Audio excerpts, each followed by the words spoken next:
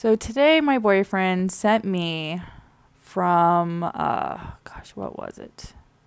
I can't remember what it was. I believe his creative blog Q. Today my boyfriend sent me from creative blog Q the story about Affinity photo. It's supposed to be a replacement, well, not quite a replacement, but an alternative for Photoshop. I went ahead and told some of the other writers at F-Stoppers about it, and Austin Rogers posted it today on F-Stoppers.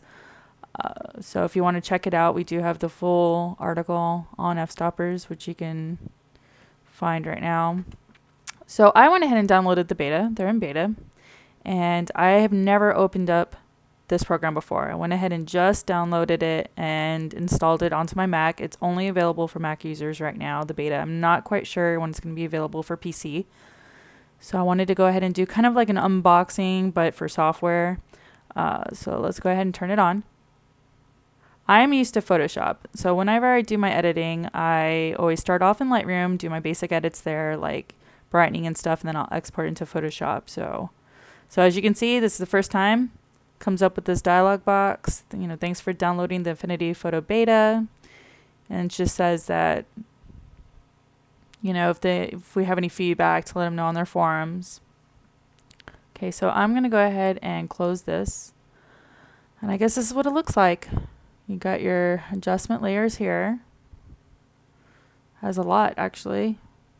Stuff that I've never seen before, like 3D LUT. Soft proof. Not quite sure what that is. While I like to think of myself as knowing Photoshop pretty well, I'm obviously not an expert in Photoshop. I use it like any other normal photographer would. I don't do crazy elaborate composites. I do a few composites, more like sky swapping, things like that, and but I usually use it for skin retouching. So you do have your layers panel here, just like Photoshop. Effects, this is interesting. All your effect layers are here. Styles, I'm not quite sure what all this is. And Shutterstock, apparently you have stock stuff that you could go ahead and grab from here. So I'm going to put it back where it was. You have your histogram, color swatches, brushes up here, channels. So apparently it works with both PSDs and RAW. So let's go ahead and open, and I'm going to go to my desktop, and I'm going to find a RAW to open. And I guess we'll play with it from here. So this is a learning experience for me too. I mean, I've never ever used this before, so. Okay. It's just, again, warning us that this is not what. So already, from what I can tell, is that the photo is a lot brighter. I don't know what happened. This is the raw. It should be the main. See, as you can see, this is the file that I tried opening right now. And it's significantly, obviously, brighter than the file it should be. So I'm not sure if it automatically did some kind of brightening to it or adjustments. So this is what it should look like right here. And yet this is what it's looking like. So I don't know what's going on here. Here's all your settings. So that's interesting. That doesn't really do that in Photoshop that I know of. Let's see here. I don't know what these are. Okay, apparently you can't do that. File. Okay. So I guess it went through its own. Yeah, I guess it went through its own thing because it shouldn't really look like this, which is odd. Okay, so I don't know what it's doing to the photo when you first import it. Okay, so I guess this is, even then that's super dark. Before, after. Here's the original CR2.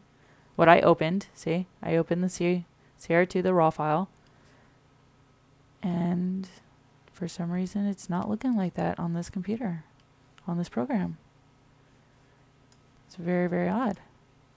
See? Obviously, this says it's before, but that's obviously not the before. This is the before. This is in camera. So that's very, very odd. I guess I should test it as a PSD, because apparently this is supposed to be able to do PSDs as well. We can go ahead and test the PSD. Not quite sure what any of this stuff is. Doesn't really give me, you know, histogram.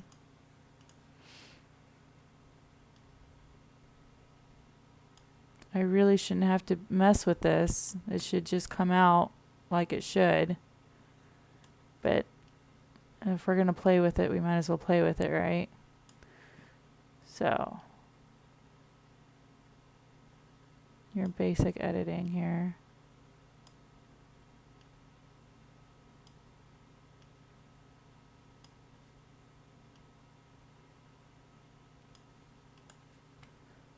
Let's see if we can do, there's your basic overlays, details, tones. So if I want to open up curves, I can play with curves. This is the master. If I want to play with, let's say I want to add more blue to the highlights, I can. Up, down.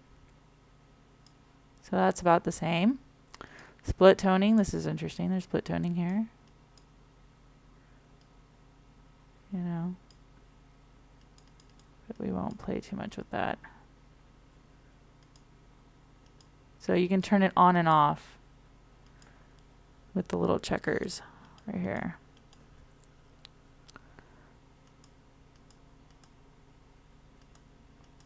So I guess that's the, you have your default. I guess you can add more.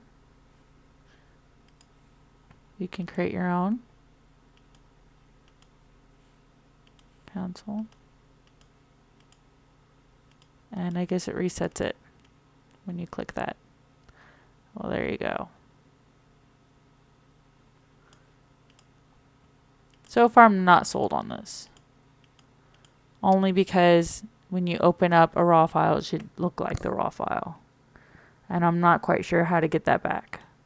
I'm sure there are tutorials on how to do this somewhere. But for a user like me, I mean, like I clicked on it and something happened. I don't even know what happened to it. So, and it doesn't seem to be doing any shortcuts.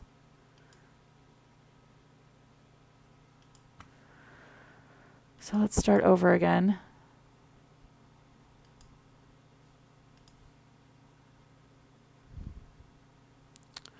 Yeah, I'm not at all sold.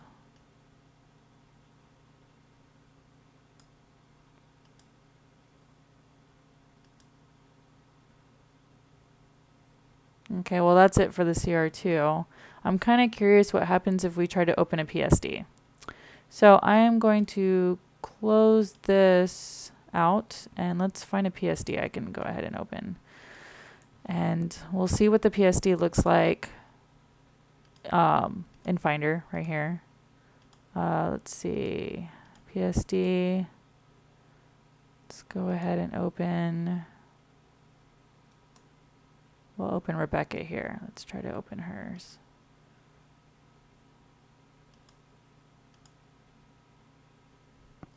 Of course, we got the little spinning wheel of death.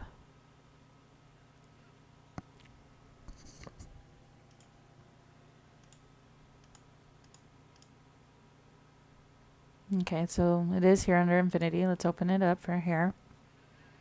And we'll see if they do any kind of adjustments to it when it comes in. No, it looks like it should look. So there's the PSD. And there it is in Affinity. And it does look like it's supposed to. So that's good. Let's look at the layers. Yep, here are all the layers. It even has Vivisa, which is, you know, by Google. Let's see here. There's the original. So layers do work. PSDs do work.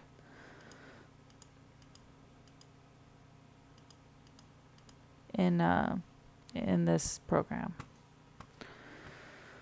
Let's see. And of course we can, we'll go ahead and do a full review of it on Fstoppers. Once one of the senior writers grab a hold of the full program. But I just kind of wanted to see what it did as far as right off the bat. So it does work for PSD, so that's good. I'm kind of curious if I try another CR2, what it's going to do to it. So and here's all your tools here on the side, your text, your pen tool. I'm going to go ahead and click out of this. Close. Don't save. Please don't save. And let's find another raw. So, let's see.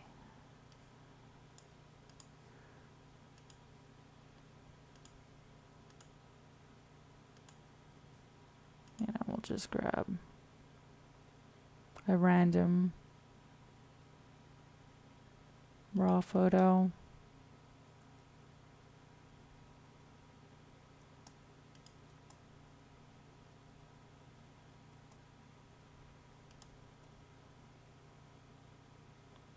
This will work for now.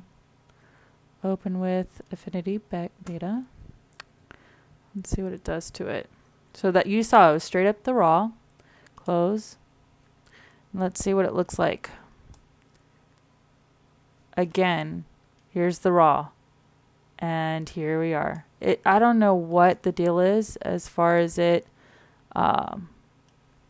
doing something to the image. It's obviously doing something to it. I don't know what kind of adjustments it's going through or what, but I'm a little disappointed that it's messing with the raw before I want it to.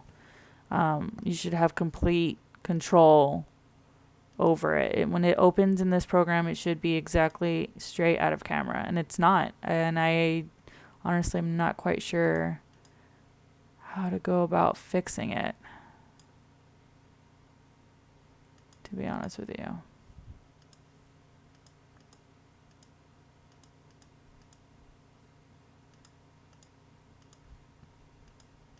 It's a little disappointing. Got your zoom out. And I'm sure as more time comes on, there'll be more tutorials on their website about how to use it. I mean, it's definitely better than GIMP. From what I can tell just by looking at it. I like the way that it's laid out. I do think that's nice, but it really isn't that much different than Photoshop. It's supposed to be touting this whole thing about how it's completely different than Photoshop. It looks to be, you got your toolbar here, you got your layer palettes here. I don't see, that's kind of cool that it has the EXIF data. I'm sure you can pull that up in Photoshop though. Let's see here.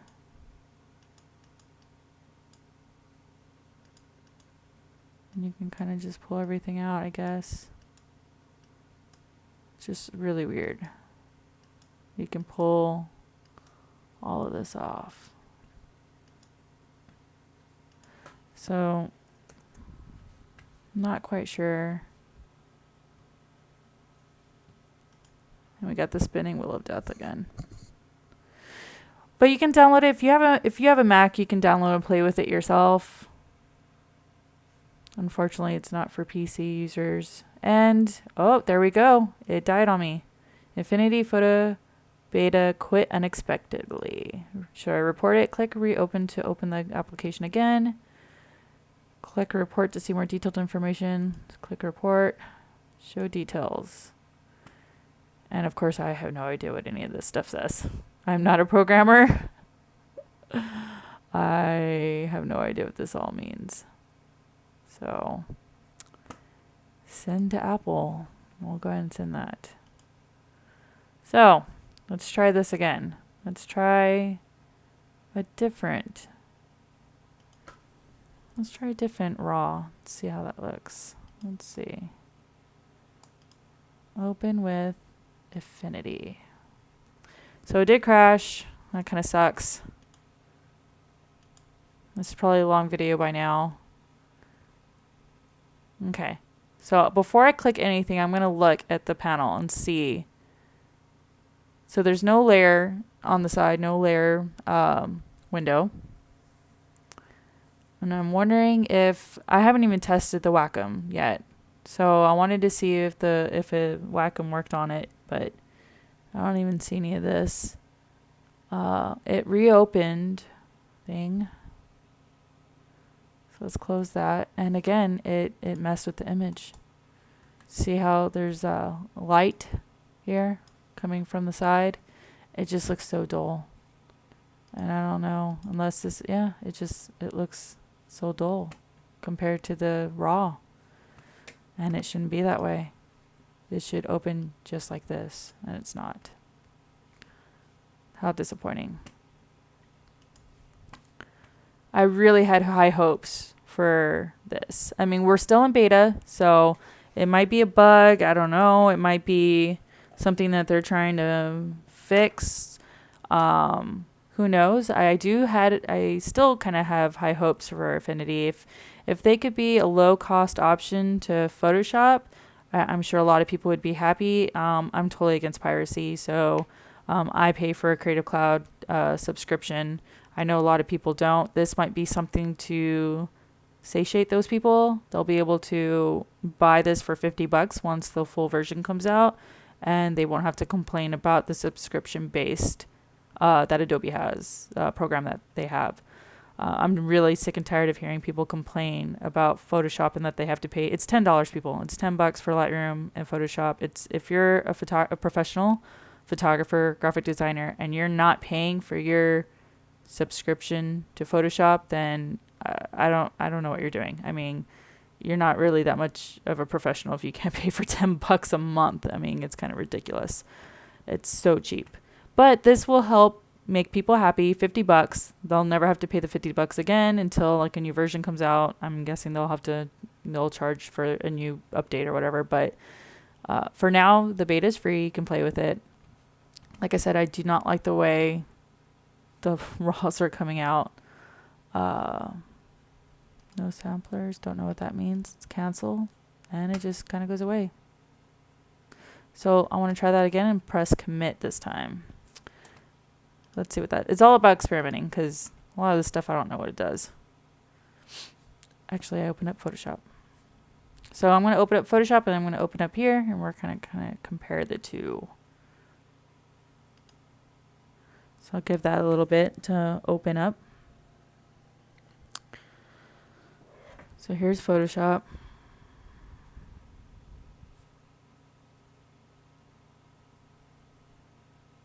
And it starts with Camera Raw. And I'm not even going to mess with that. I'm just going to push open image. And there it is. And it looks like the raw to me. It's pretty spot on. Maybe a little bit of color difference, but that might be preview doing that. So let's see what this looks like in Affinity now. And we can compare the two. Okay. Yeah, look at the difference. Here's Photoshop right here. And here's Affinity Photo Beta right off the bat. A little bit of a difference, like I said, in Photoshop. And here's the raw in preview. So, I mean, there's a little bit more, like, they took a little bit of saturation out in Photoshop, Camera Raw. But, I mean, that's a huge difference between the two. I don't know what's going on with this Affinity, why it's doing that to the raw. It's crazy to me.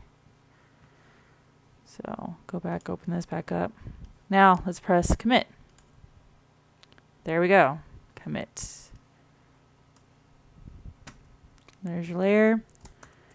Okay, so shortcuts do work. You know. Let's see. I'm sure this is new layer. I'm guessing. Maybe not. Don't know. Oh, makes cute little sounds compared to Photoshop. Not that that's a selling point for me, but... So there's our background layer. We'll just rename this layer 1. Adjustment. I wonder if they have auto adjustments. So, layer, select arrange, filters, document, text, edit. I don't see anywhere. New adjustment layer. Levels adjustment, curves adjustment. I don't see anywhere where they have auto, like exposure adjustment.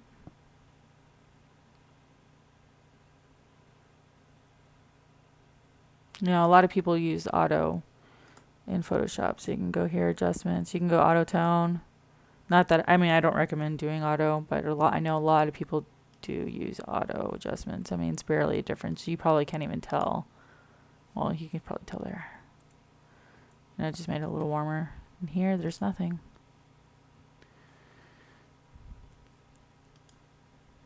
New layer from snapshot, new fill layer, new mask layer, new adjustment layer. Let's try exposure layer. Okay. So that just brings up the exposure. Bring it down there. Okay. Do you have your blending modes? So you do have all your blending modes. So I want to do another layer. New adjustment layer, exposure layer. And we're going to bring that one down. And, okay. Background. Straight. And I want to do mask. So that doesn't put the mask there. That's weird. So if I click on this, right click does nothing. So to add a mask, adjustments, mask layer. Click B. That's blur, not brush. So obviously they have different shortcuts. So I guess you'll have to learn new shortcuts, I'm guessing. What's this? Selection brush, flood fill, gradient, paintbrush. Here we go. Paintbrush. I see they don't have color like here on the mask. Okay, that works. Nothing. Click X, nothing. So, I mean, obviously that's got to be a little different. Let's try the Wacom. Let's see if anything, the Wacom works on this thing. Should, yeah, looks like it does. I'm using the Intuos 4 Medium. The Intuos 4 Pro Medium. That's what I'm using right now. And it looks like it works. So, it has Wacom support for the most part. But I would imagine Wacom has support for almost everything. It will work on pixel layers in the future beta. So obviously this is like super beta. This is probably why we're having so many issues with the raw looking like it does. I mean, that's a big problem though. I mean, if the raw is not looking like what it's the straight out of camera, and you got an issue, in my opinion. Okay, so this is obviously the healing. Blemish removal, that must be spot healing. Patch, of course the patch tool. I don't know what in painting brush is. Red eye removal. Let's try the healing brush. Zoom in. Let's see. Source. You must alt click to set a source. I did. Here's this. I'm clicking alt, click, and it's not working. You must alt click to set a source before trying to heal. Let's try it with the mouse, maybe. Okay, that's really weird. I don't know what's happening. Alright. And it's doing nothing. Oh, well, I'm on the mask. Hello. Let's delete that. Let's get rid of that. And still not doing anything. Oh, wait. No, it's all exposure. I'm just going to delete this. Let's start from... Of course, it's not doing anything. I'm on an adjustment layer. Alright. Nope, there we go. Now it's working. Now we got it. I think it has a lot of work to do. Like I said, I think this is going to be a great alternative to people who are pirating Photoshop and just want something that's cheap that they can afford, which I don't know why, because Photoshop's super cheap in my opinion. $10 a month is nothing. If I can afford $10 a month, anyone can afford $10 a month, in my opinion. But I mean, there's going to be people out there who can't, so this might be a good alternative for them. $50, and that's it, one-time payment that we know of so far. So it looks all right. I mean, it does what it's meant to do, just, I'm not doing a very good job of it, obviously, but you get the point. It does what it's supposed to do. It's a better, I will say this, I would rather learn this than go back to GIMP. When I first started, I was on GIMP, and it's good for it being completely free. I mean, if you really are just starting out and you cannot, for whatever reason, get Photoshop, then yeah, for all means, get GIMP and learn on that. I think GIMP is laid out a lot more like Photoshop compared to this. So I think the jump from GIMP to Photoshop will be easier than, let's say, the jump from this to Photoshop. But I mean, I haven't really been playing too much with it, so it seems like a lot of things are actually kind of different. Like, I have no idea what these do. So, well, I still want to figure out, and I'm going to go on the forums, and I want to see why the RAW is opening up so ugly like this. I mean, this is, it says you can do frequency separation on here. I'm not, I guess you'd have to do a tutorial on that and see what the steps are to start that. I mean, with Photoshop, I used Retouching Academy's tool bar here. They have a retouch panel that you can buy at retouchingacademy.com, and you have all your actions. And so if I go here, layers, just hit 16-bit. And that's another thing too, that is Affinity Photo going to be able to have third-party apps like this? Are they going to be able to put plugins? Like, obviously, like I have a Visa here. I have, Color EFX Pro, all that good stuff from Nick Software. And then, I have all my Retouching Academy stuff. I have Facebook Power Tools. How are they going to be with actions? I have all my Flern stuff here. So I'm kind of curious how it's going to work on Affinity. I'm sure it's going to take them a while to get to that point to where they can even allow third-party apps. But so far, I am not digging the way this is dealing with my RAWs. Not at all. I don't know if it's because you need to open up, like they have their own version of Camera Raw that needs to pop up beforehand. Like I said, I don't know when this came out. I'm not quite sure. So let's check out the website and see when it came out. Affinity Photo.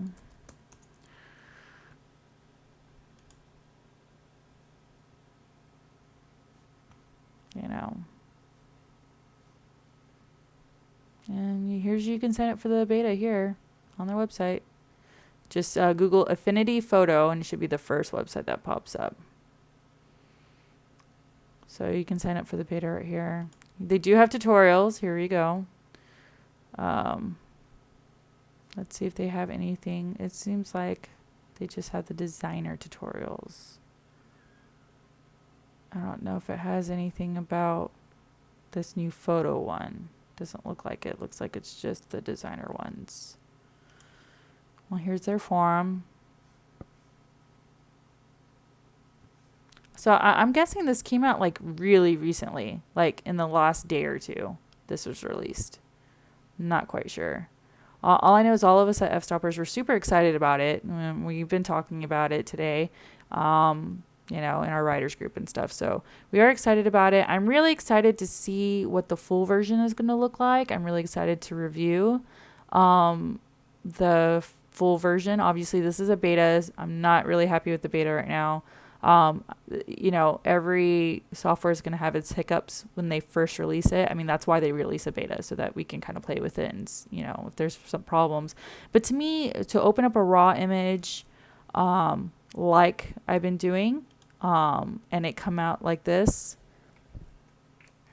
So let's take this off. You know, for it to come out like this is not even close to what it needs to happen. You know, it needs to look like the raw, and this does not look like the raw, obviously. You know, there are things I do like about it. I do like the fact that all the EXIF data is like just glaring at me. I'm not quite sure about this. They need to come out with tutorials for people to. I think the problem is that we're so used to Photoshop, and this is something that I think that's the user is gonna have to get over.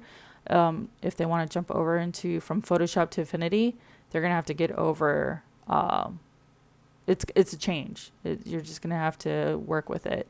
It's just like if you're used to Lightroom and then you start using Capture Pro, you know, Capture One. It's a change. It's different. You're just gonna have to make do and learn it. I think that's the same issue with Affinity Photo. It's really cool though. I mean, I like the way it looks. It looks clean. You know, it looks modern compared to Photoshop. So let's open up Photoshop. It's like, here's your toolbar. It looks a little antiquated compared to Affinity, that's for sure. I mean, everything's in color. It's really pretty, you know. And I can say that, oh, well, Affinity looks a lot prettier than Photoshop, but at the end of the day, does it do everything that Photoshop can do? That's the question. And I don't know. I'm going to have to spend a few hours and play with it, obviously longer than what this video can do. I'd never opened up Affinity before, so that's kind of like my take on it. I mean, to risk this video going too long, that's about it. I'm sure I'll end up editing this video, but I'm not digging the way the raws look. I mean, look at that. The difference. Let's see. Let's take away this. We'll delete that. There it is, raw. This is the raw. Opened up in Photoshop. It opened up in Camera Raw. I did not touch it. I just opened the image. So this should be pretty spot on. And it is. There's a little saturation issues, differences, and contrast, but for the most part, it's okay. And here's Affinity. That's a huge difference. Not sure what's going on there. All right, well, I'm going to keep playing with it, and I'll keep posting more videos about it as we go. Sure that eventually we're going to have a full review of this on fstoppers.com, so you can check it out there. I'm not quite sure. Austin wrote the initial post about Affinity, so I'm not quite sure if he'll be doing the review or another writer will be doing it, but, you know, keep an eye out for that. We're all looking forward to using it, so we'll see.